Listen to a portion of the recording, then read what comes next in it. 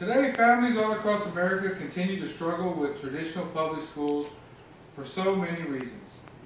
First, there has been an increase of inappropriate behavior in public schools. According to Robert Stein of the Amarillo Global News, inappropriate teacher-student relationships are on the rise across Texas. The number of state teachers accused of starting inappropriate relationships with students is on track to beat last year's record total. Between September 1st and May 31st, the Texas Education Agency has started 162 investigations into such incidents. The agency responded to 188 investigations for the last fiscal year, at least the fifth straight year, and this represents a fifth straight year of growth. According to KeepSchoolsSafe.org, physical fighting among teenagers is also a serious problem in the United States. A 1999 survey of high school students found that in that past year, more than 1 in 3 students had been in a physical fight. About 1 in 7 had been in a physical fight on school property, and 1 in 9 of those who fought had been hurt badly enough to need medical treatment.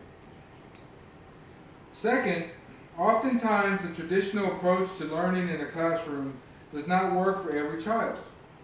Parents are finding that children continue to be distracted by poor grades and get in trouble regularly, and this also leads to getting bullied by other children. Homeschool solutions offer flexible options for children. Specifically, those with learning disabilities, it allows parents the flexibility to structure the information in a way that is more meaningful to the individual student. Some students find subjects so difficult that they become overwhelmed by the entire assignment. Homeschool allows for flexibility with this type of anxiety.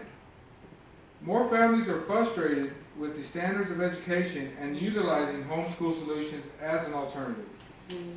As you can see from my graph, according to the National Center for Education Statistics, the number of children homeschooled increased slightly from 2002 at 2.2% to 2012 to 3%.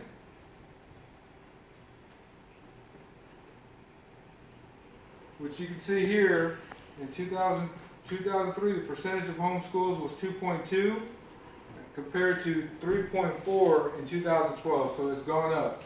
More families are homeschooling their children.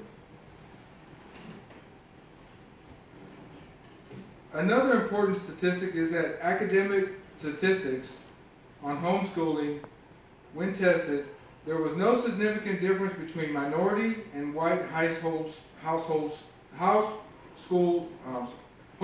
students.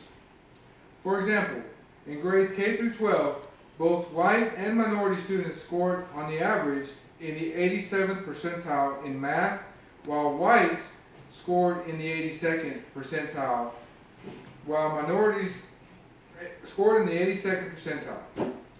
Minorities scored in the 77th percentile of this same test. In public schools, however, there was a sharp contrast. White public school 8th graders nationally scored 58th percentile in math and 57th percentile in reading, while black 8th grade students, on the other hand, scored on the average of 24th percentile in math and 28th percentile in reading. Hispanics scored in the 29th percentile in math and 28th percentile in reading. No matter the reasons for the decision, many families are tired of the one-dimensional teaching approach used in traditional public schools, and the statistics provide it. I would like to introduce my colleague, Holly Turner. She will further discuss the need for homeschool education programs. Heather Lowe will follow Holly with the additional information to express the need for homeschooling.